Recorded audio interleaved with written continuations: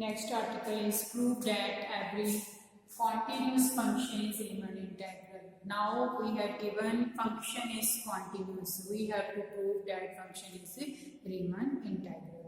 सबसे पहले continuous function क्या होता है बेटे?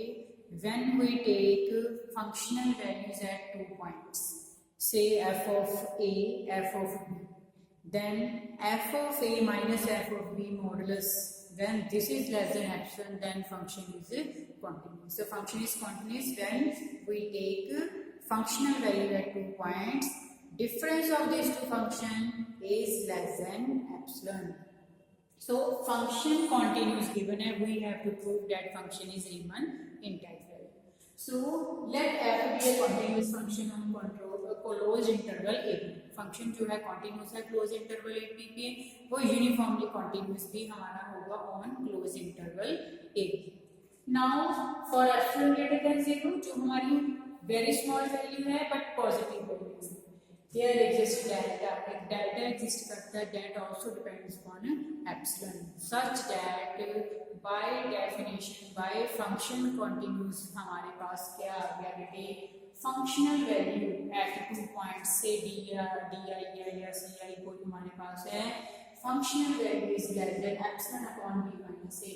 ये बी माइनस कैसे आया ये हम बाद में डिस्कस करते हैं. मेनली क्या है, फंक्शन कॉन्टिन्यूस, उसके according this is less than epsilon, और ये फंक्शनल वैल्यू क्या है, लेस देन एप्सिलॉन. तो जो हमारे पॉइंट्स हैं that is less than delta. We take functional value less than epsilon, और जो हमारे सिंपल पॉइंट्स है दैट लेस देन डेल्टा.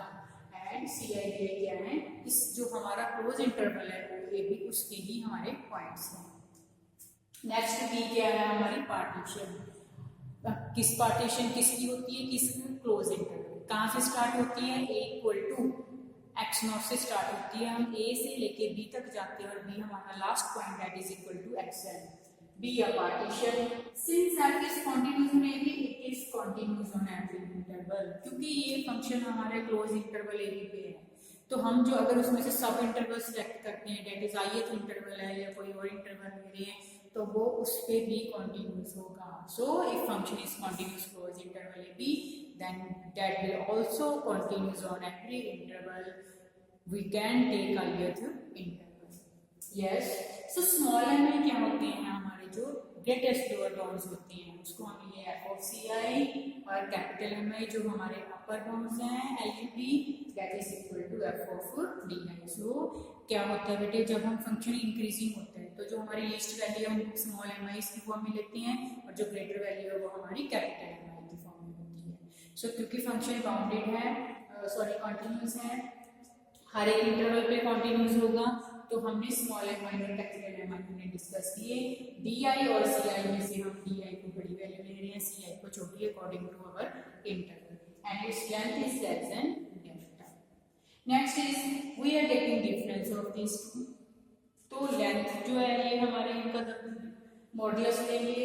अब एम आई है क्या हमारे पास F of D I, but is small M I F of C I, and this is less than epsilon upon b minus a, where क्योंकि function क्या है, continuous.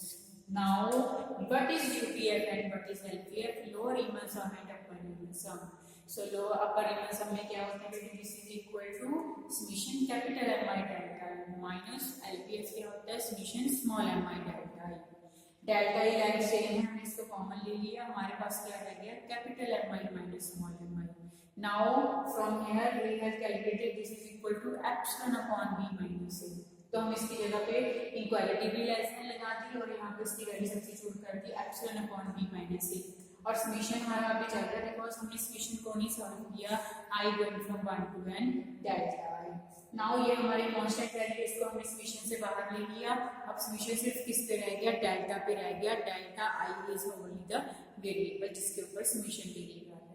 And what is delta i? Length of interval delta 1, delta 2, delta 3, delta n. So हम क्या कर रहे हैं, A B interval की length ले लेते हैं. वो क्या होगी, ए बी इंटरवल की लेंथ b माइनस ए. तो जब समेशन आया उसमें मैं लेंथ क्या आ गई, b माइनस ए. नाउ अगर हम यहाँ पे b माइनस ए नहीं लेते बेटे, तो मेरे पास एप्सिलॉन इनटू b माइनस ए, तो इसलिए हमने क्या किया, यहाँ पे b माइनस ए ले लिया, सो डैट हमारे पास जो ये फैक्टर कैंसिल हो जाए और मेरे पास क्या रह जाए, only epsilon. Now we have UPF minus LPF less than epsilon. So condition of integrability क्या कहती है, if UPF minus LPF less than epsilon है, देन जो हमारा फंक्शन है वो क्या है, रीमन इंटेग्रल. तो हम लेके क्या चले थे, फंक्शन को कॉन्टिन्यूस लेके चले, कॉन्टिन्यूस फंक्शन लिया, then we have find UPF minus LPF. So this is less than epsilon. This means if function is continuous, then function क्या होगा बेटे, Riemann integral. Same basis पे हम प्रूव कर सकते हैं if f is increasing या decreasing function, because in increasing function you know, increasing function में अगर हम suppose कर लो हमारी इक्वालिटी ये है, सो इंक्रीजिंग में स्मॉल एम आई हमारी स्मॉल वैल्यू है, कैपिटल एम आई हमारी बड़ी वैल्यू है, तो उसके according small M I is F of जो भी आप ले रहे हो C I, capital M I is F of D I. उसके अकॉर्डिंग बेटे again we find LPF and UPF. If this is less than epsilon then function is Riemann integral. और अगर डिक्रीजिंग फंक्शन है तो हम ऑपोजिट ले लेते हैं, तो हमारे ये स्मॉल एम आई हो जाते हैं, ये capital M I. When we have mi and small mi मतलब upper bound and lower bound, then we can calculate UPF and LPF and we can prove that this function is less than epsilon. So either function continuous है या monotonic है, then that function is also Riemann integral. Now we discuss one problem related to this. If function f(x) is 3x plus 1, 3 into x plus 1 हमारे पास function है on closed interval 1 2, जिसमें हमारी a की value 1 है और b की value क्या है 2. हमने क्या प्रूफ करना है, b फंक्शन रीमन इंटेग्रल है. रीमन इंटेग्रल प्रूफ करने के लिए हमें लोअर इंटेग्रल और अपर इंटेग्रल दोनों फाइंड करने पड़ेंगे. इफ इनकी values if they are equal then function is Riemann integral. और उनकी वैल्यू क्या आती है, कहता है if function is Riemann integral find करो, और वैल्यू क्या है उसकी, कहता है 11/2. तो ना यहाँ पे लोअर रीमन है ना अपर रीमन है, सिंपल 1 2 फंक्शन है जो इंटेग्रल है, जिसमें ये हमारा रीमन इंटेग्रल है और उसकी वैल्यू क्या आ रही है 11/2. सो हम सॉल्व करते हैं. Firstly we know x belongs to close interval 1 2. x belong कर रहा है 1 2 इंटरवल, fx किसको बिलोंग कर रहा है, तो हम क्या करते हैं, इसका मतलब क्या हो गया, x lies between 1 and 2. Function बनाने के लिए मेरे पास फंक्शन है 3 into x plus 1, जिसमें स्टेप बाय स्टेप चलेंगे.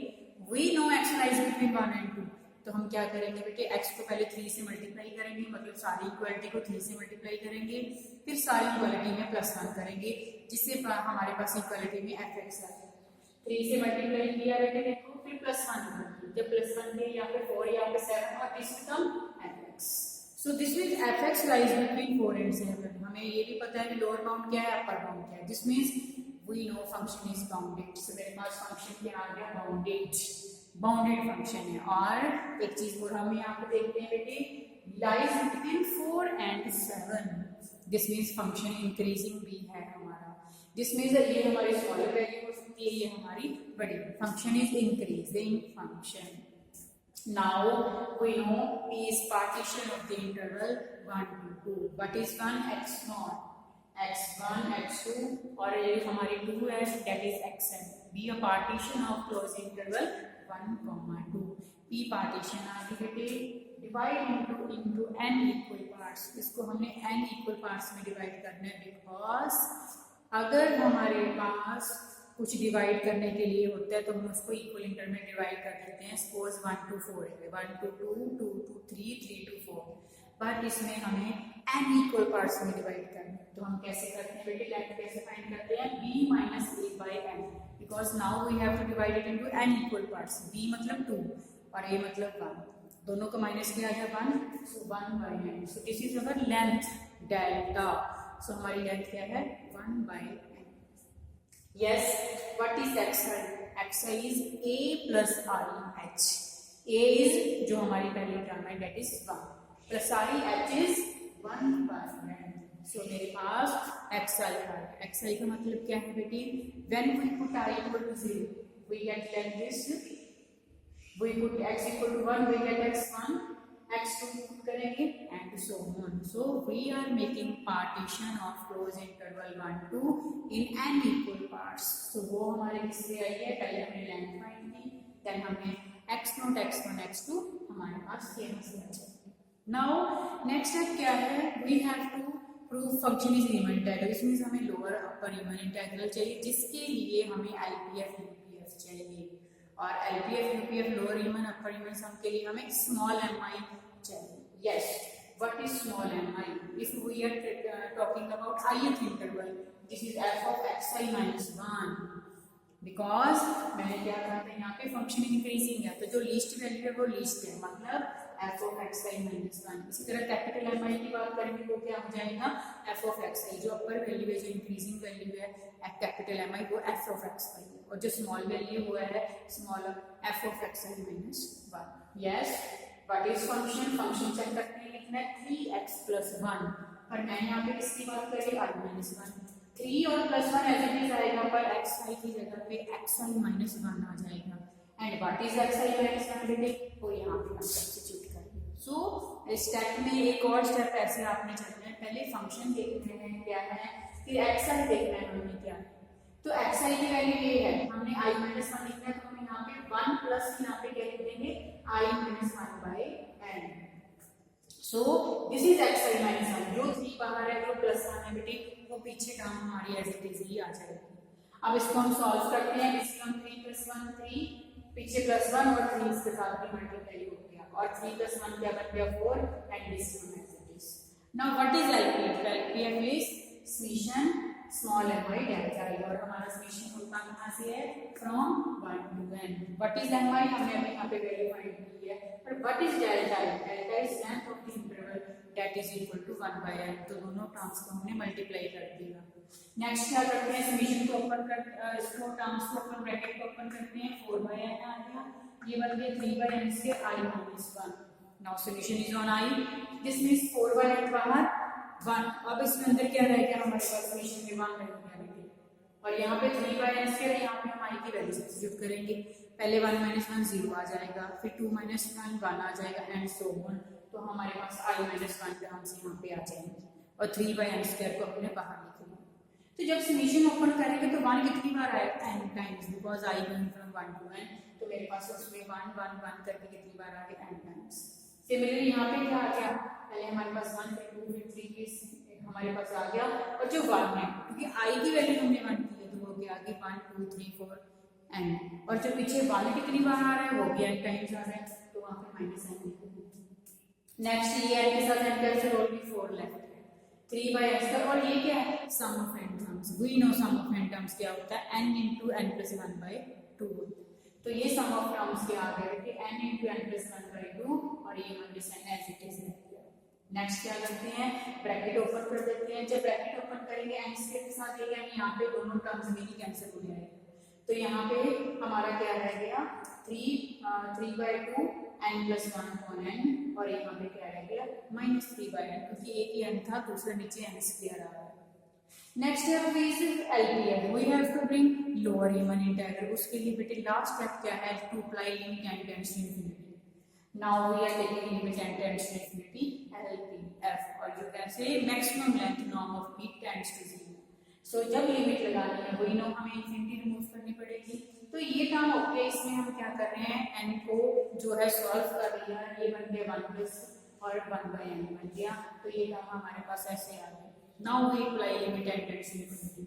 सो बेटे ये टर्म 0 बन गई, 4 प्लस 3 बाय 2 हमारे पास बच गया, that is equal to 11 by 2. And what is this, this is lower Riemann integral.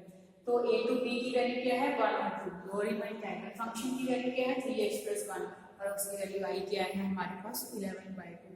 सो ये हमारा 1 पार्ट हुआ जिसमें हमने लोअर रीमन इंटीग्रल फाइंड किया. नाउ अपर रीमन इंटीग्रल के लिए क्या होता है, we have to require UPF. तो यूपीएफ के लिए हमें क्या चाहिए, capital M I. Because of increasing function है, कैपिटल एम आई क्या हो गया F of X. Same basis पे बेटे इसको करेंगे.